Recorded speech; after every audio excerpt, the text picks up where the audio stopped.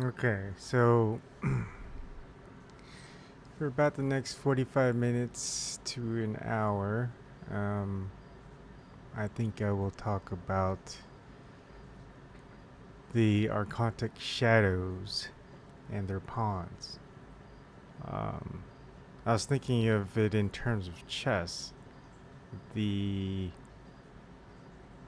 the pawns are, what you might call NPCs or brainwashed people,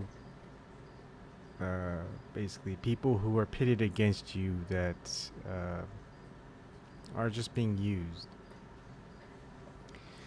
And it sucks because for many of you that are conscious, I guess you could say, in a way that they are not, is you have a form of empathy, which they do not.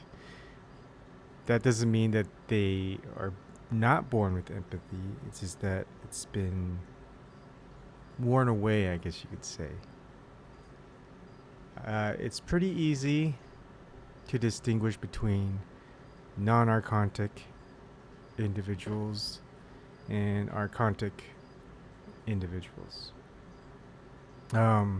Again, as an analogy to chess pieces, the pawns are the ones who are controlled, who are pitted against you.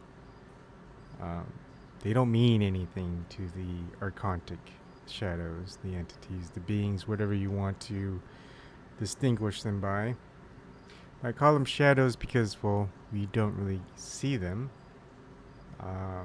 They can't actually do you any harm. Very much like the king in chess. They say it's the most powerful piece, but it's not. It's the weakest piece because their need is to be defended by all the pieces at their disposal. A king against your chess pieces, well, that king's not going to last very long. So, haven't quite figured out the queen, but you could say the knight represents the military. The bishops represent the religious control. I would say the rooks represent the government. And everything that is within. But it's just a fun analogy. It has nothing to do with any of that. It's pretty easy, again, to know the difference. If you're not conscious of the differences or haven't figured it out yet, you probably will, and it's going to be pretty easy. I try to allude it to people, but those are usually the least watched videos, least commented on, mostly because they don't want to deal with it. They don't want to expose themselves to it. Because once you do, you are starting to get in the way. And, well, the Archontics, I guess. I won't say Archons, I guess, because it's not quite that. But the Archontic Shadows, they like to send in their pieces towards you. And of course, it's going to start with a pawn. After the pawn, it's going to be the knight or the bishop. After that, it's going to be the rook and then the queen. One at a time. They're not going to send a queen after me when I'm still obscure. It's pretty easy to censor, shadow ban, because they understand that if they shed a lot of exposure towards me, well, then more people will actually listen to what I have to say. Most people are exposed to all the things that I am trying to say and tell them about the difference between being controlled and the difference of being free. And that's the number one indicator of whether or not you're going against the Archontic Shadows, and if you're not. Because someone like me will always tell you that freedom is everything. You can't do anything with freedom. You can't have anything with freedom. Love cannot be obtained without freedom for it to occur. It's not free. If the love is not given freely, it's not love. So that's the easiest thing you can see. Any type of control system out there, someone's touting you to go out and be controlled by them. And that's just an easy one. That's too easy.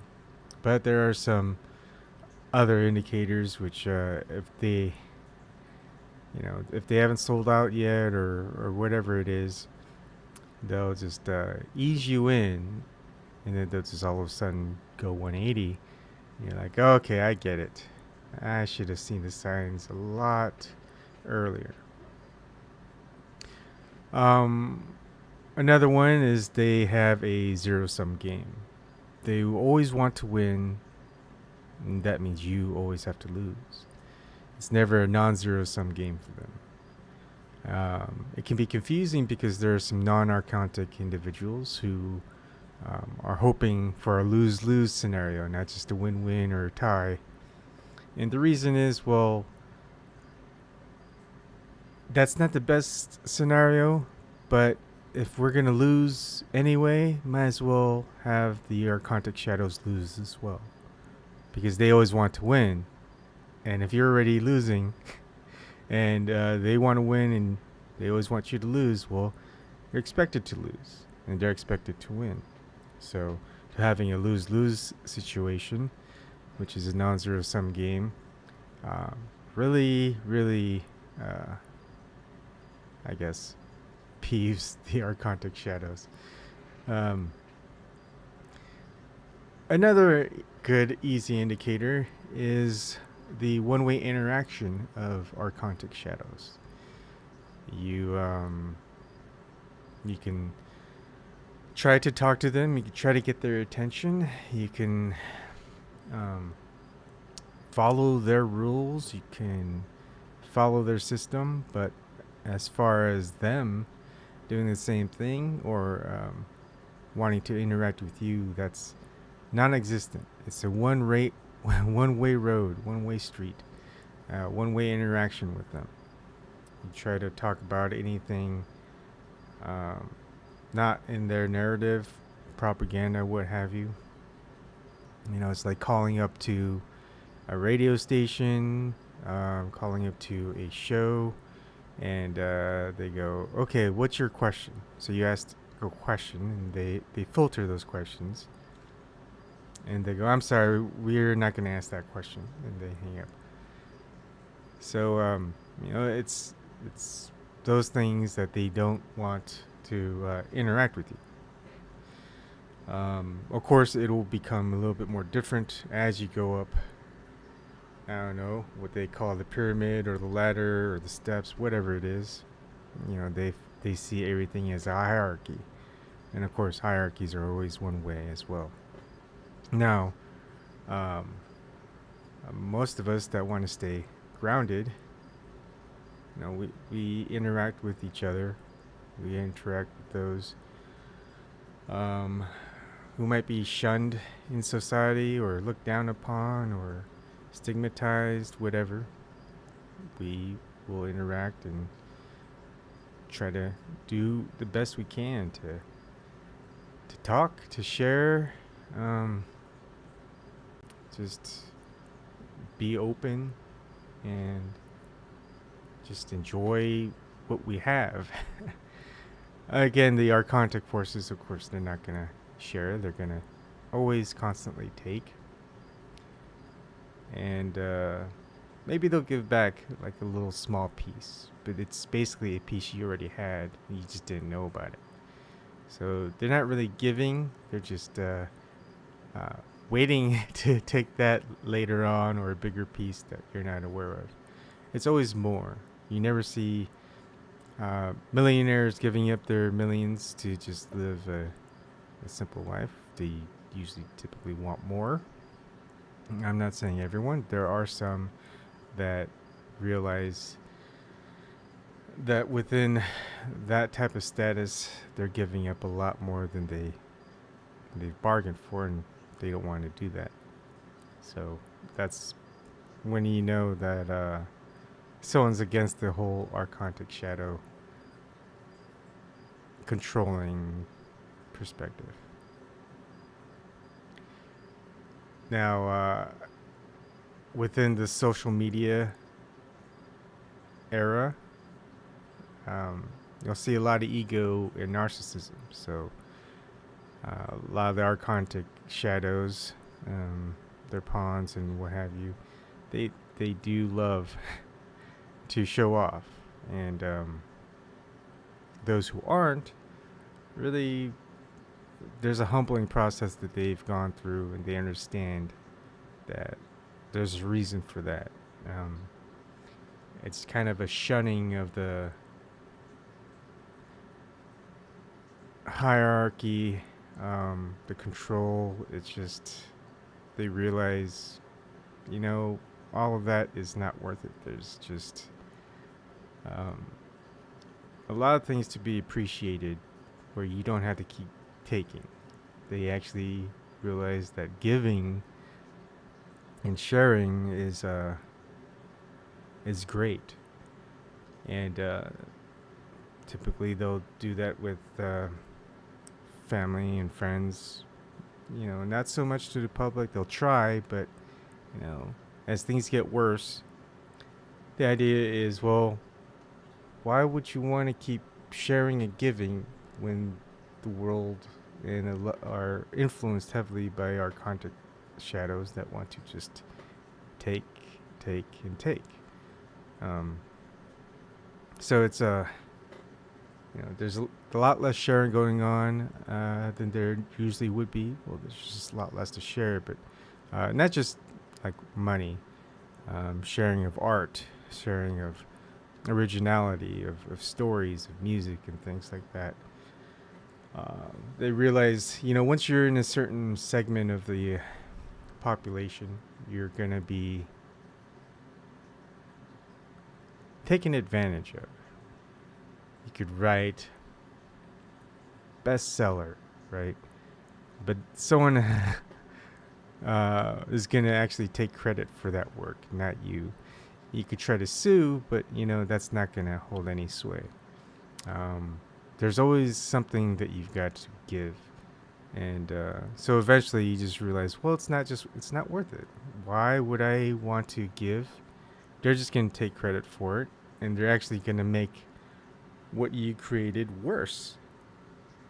They just they have a reason for that. So anything that you create that's beautiful, they're gonna try to make it ugly, and nothing like the original. So there's almost no point in artistic sharing. Not to say that it can change, but right now it seems very unlikely.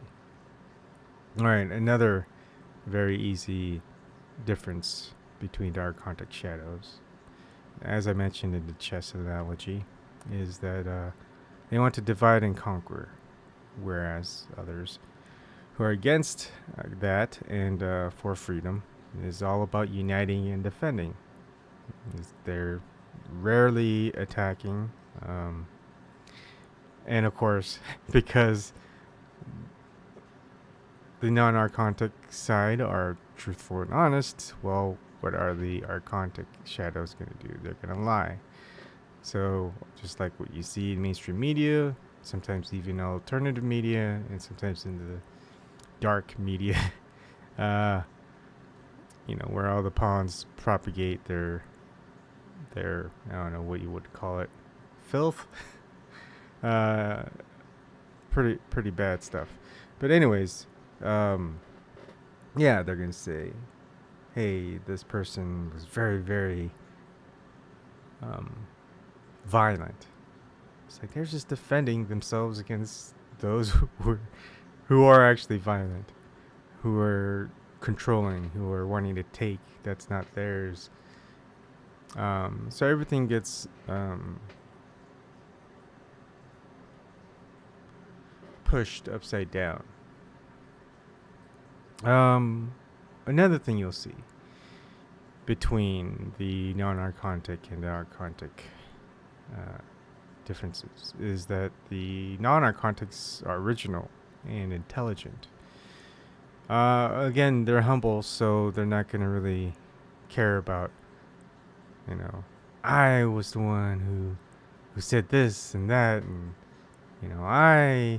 it was always about the I for the archontics. They're very unoriginal and not very intelligent, so they have to take credit from something or someone else because they can't get that on their own.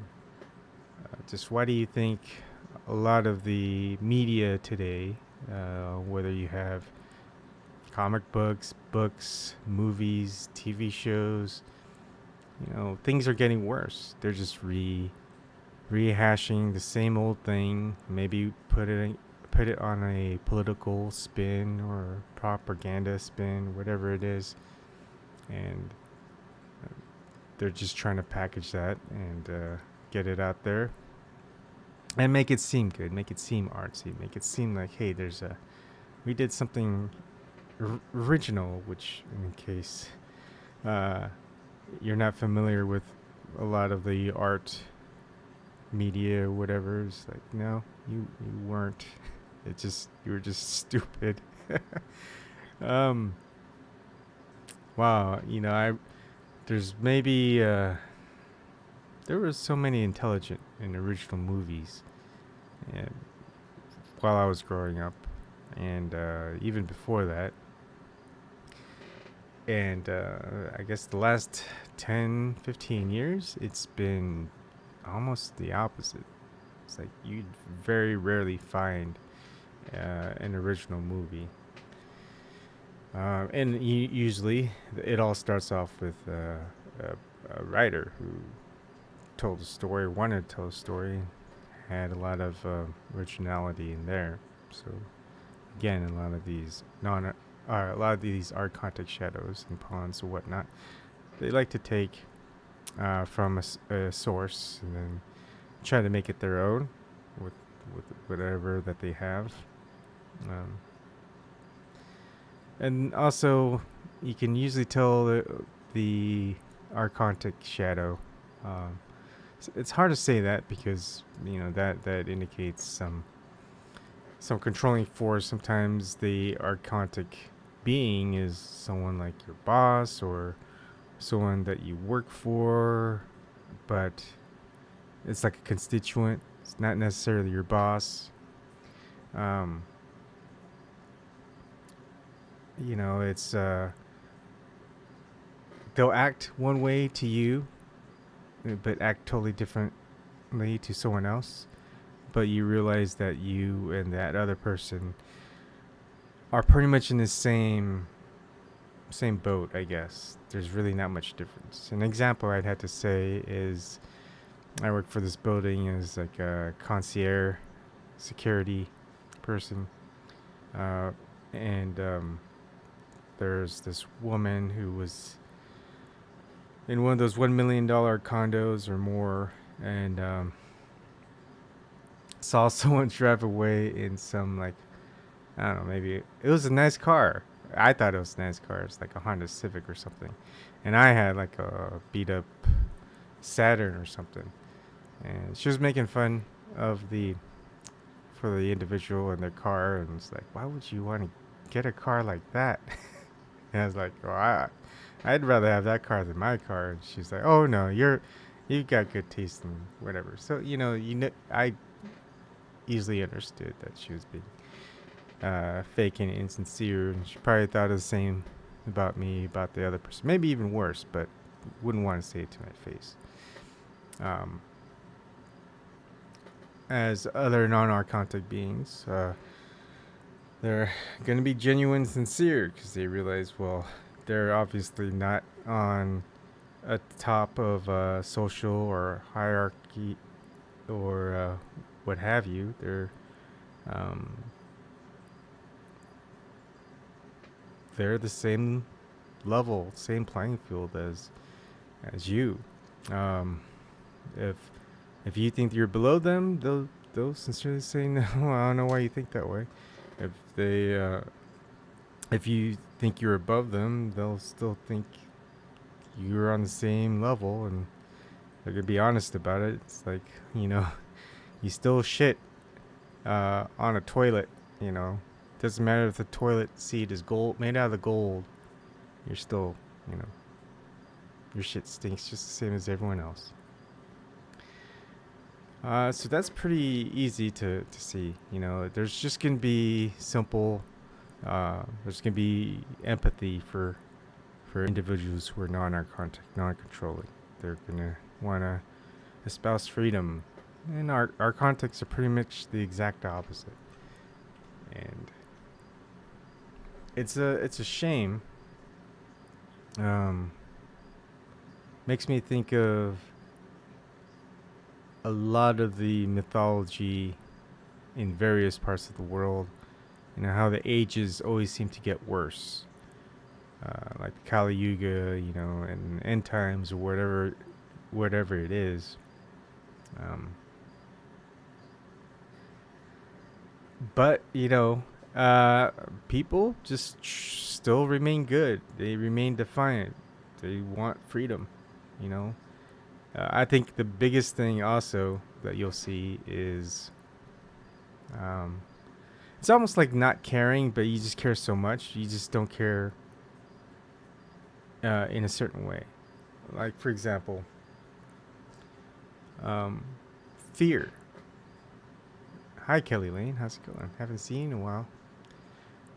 People who are non-archontic, they really have faced their fears. There's really nothing to fear. Death is not something to fear. Death is more of a release.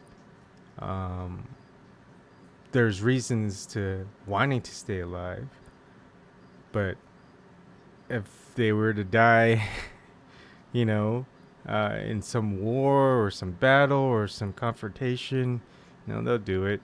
It's just they've got nothing to lose. And then once you realize in a higher consciousness that there's more to existence than just life, material life. Let's see, Kelly Lane. Yes, it's been a minute, as my team says. Family? Yeah, I like how you're very close to your daughters, Kelly. I'm close to my family, my wife, my daughter, and my son. If there's any reason to live, it's for them, On the other hand, the Archontic Shadows, the beings that want to control, they've got a lot to live for. There's in that other aspect that it sucks to call it, because so many terms are kind of wooey, I guess. That spiritual, otherworldly, or meta world, metaphysical, higher consciousness. All these terms for it, but it's just a continuation. But it's always reminds me of that that saying with feeding the wolf. It's like, you could feed the wolf. How do you, I'm gonna butcher it, but basically it's about, there's a one side of the wolf is very evil and mean. The other side is nice and good, and which one wins? And the answer is whichever one that you feed. So think of it as a lot of things that you eat as well. You know, you are what you eat. You eat healthy, you're going to be healthy. You eat unhealthy, well, you're not going to be very healthy. Same thing. When you die, you know, it's like, well, what was your input before your death? Well, you know, I'm trying not to be in the whole religious sense of karma, or I don't know, um, the you know, when you're, if you're Catholic or whatever, or Christian, is like repented for all your sins. You know, not talking about that. It's very similar concept, except, you know, of course, a lot of religion has been, I guess, adopted by the Archontics. So, you know, it's basically good in, bad out, or good in, good out, bad input, bad output. So what's interesting, the reason I use the term Archontics and Shadow as opposed to Archons, which are just rulers, controllers, etc., you know, based on the Gnostic sects, not SEX, but SECT, S, that existed. I'd say a lot of it probably it was a lot earlier than purported Jesus, or what most people call him is Christ. They, incidentally, they just don't really care about last names back then. But anyways, all right, see you later, Kelly. Now, the Archontics were people who were Gnostics. They there were 7 heavens. It's kind of interesting. It's always 7. 7 has always been considered a good thing, right? Especially with religious intonations. And they were all ruled by the Demiurge, which is surrounded by Archons, who were, I guess, enslaved by him. So, you know, within the hierarchy, no matter what, unless you're the top, you're at the top, you're still good be controlled. If you're free, no one controls you, you don't control anyone. If you are someone who is part of the control system, well, you're going to be controlled and you're going to be controlling others. So try to free yourself from that. Anyways, there's an 8th heaven and a non-mentioned 9th heaven. The 8th heaven is the mother, supreme mother of light, or whatever. You can just call her mother or Gaia, what have you. And then the 9th heaven is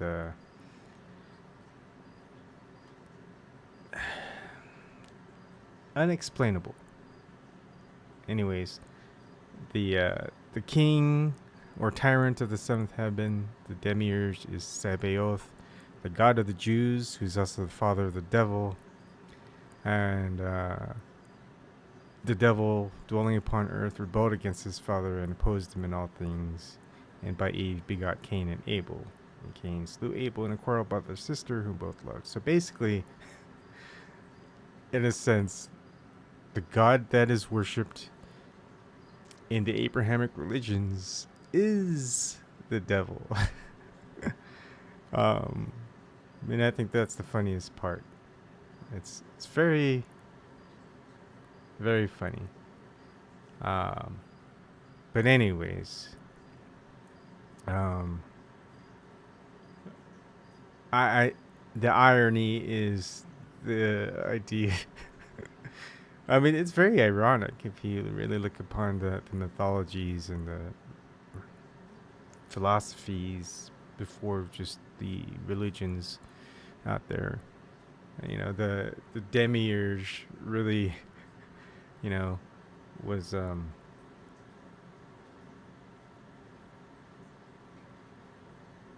all about control, right? Wanted control, whereas the the people above